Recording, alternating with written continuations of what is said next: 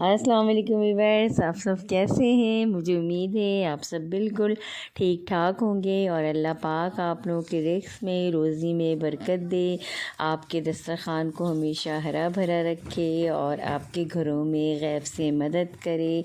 आमीन आमीन सुम्मा आमीन। तो आज मैं आपको स्पाइसी सैंडविच बनाना सिखा रही हूँ और आपने सीखें कि कितना ज़बरदस्त तरीके से मैंने इसको कच्ची सब्ज़ियों से सैंडविच बनाया है। और इसको मैंने कटर से सारी सब्ज़ियों को मैंने उसको क्रश किया है, ये देखें।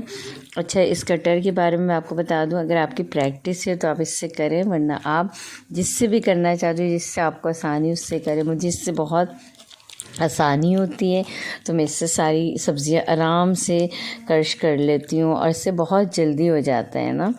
अच्छा, गाजर वगैरह सब मैं इससे करती हूँ, ये देखिए मैं कर रही हूँ ना। अच्छा, मुझे प्रैक्टिस है तो इसलिए मैं जल्दी जल्दी कर लेती हूँ, लेकिन आप बिल्कुल भी जल्दी ना करें, क्योंकि अगर आपकी प्रैक्टिस नहीं है तो आप बहुत स्लो स्लो भी कर सकते हैं। और इस तरह से देखिए कटिंग करके मैंने इसको बारीक स्लाइस भी काट दिया। ये देखिए सब्ज़ी सारी मैं इसी से बनाती हूँ। इस एक कटर से मैं पूरी प्याज भी काटती हूँ और सारे जितने भी खाने बनाती हूँ इसी कटर से मैं सारी प्याज को काट के और उसके बाद उसी से सब्ज़ी सालन जो भी बनाना होता है वैसे बस इस एक कटर से करती हूँ मैं सारा काम। और मैं थोड़े से गाजर को कद्दूकश भी करूँगी, आपको मैं दिखा रही अभी। ये देखें मैं कटिंग करती जा रही हूँ और ये देखें इसके बाद ना हल्का हल्का सा कट कर दें, क्योंकि ना वो बारीक बारीक स्लाइस हुआ होता है तो जॉइंट होता है, तो हमें जॉइंट को अलग करना है इस तरीके से। ये देखिए आपको नज़र आ रहा है ना, ये जॉइंट हुआ हुआ था, इसको मैंने सारी छुरियों से इस तरह से क्रश कर दी। अगर आपके पास बोर्ड है तो आप बोर्ड पे भी रख के कर सकते हैं, जो कटिंग बोर्ड होता है। अच्छा, ये देखिए मैंने कद्दूकश भी करना बता रही हूँ आपको। दोनों तरीके से आप इस सैंडविच में सारी चीज़ें ऐड कर सकते हैं। और जो मैंने पहले मसाला शुरू में दिखाया, उन सारे मसाले को आप ब्लेंडर में पीस कर और उसके बाद इस सैंडविच के अंदर ऐड होगा वो। और इसकी क्वांटिटी जो है मैं डिस्क्रिप्शन बॉक्स में दे दूँगी। तो ये देखिए मैंने इसको कद्दूकश कर लिया, ये देखिए कद्दूकश करती जा रही हूँ मैं, आपको नज़र आ रहे हैं। और यकीन करें बहुत बहुत जल्दी काम हो जाता है कटर और इस सारी चीज़ों से। ये देखिए सारी सब्जियां मैंने कटर से सारी क्रश कर ली हैं। और मैंने चिकन जिसके अंदर इस्तेमाल किया, आपके पास अगर बिरयानी का चिकन बचा हुआ हो या तंदूरी चिकन बचा हुआ हो उसका भी आप रेशा इस्तेमाल कर सकते हैं, और नहीं तो सिंपल आप इसे नमक लगा के फ्राई कर लें और रेशा कर लें। ये चिकन मैंने इसी तरह से फ्राई किया है, यानी कि बहुत इजी रेसिपी है, बहुत आसानी से बन जाएगी और ना आपको मज़े की भी बहुत लगने वाली है इंशाअल्लाह ताला।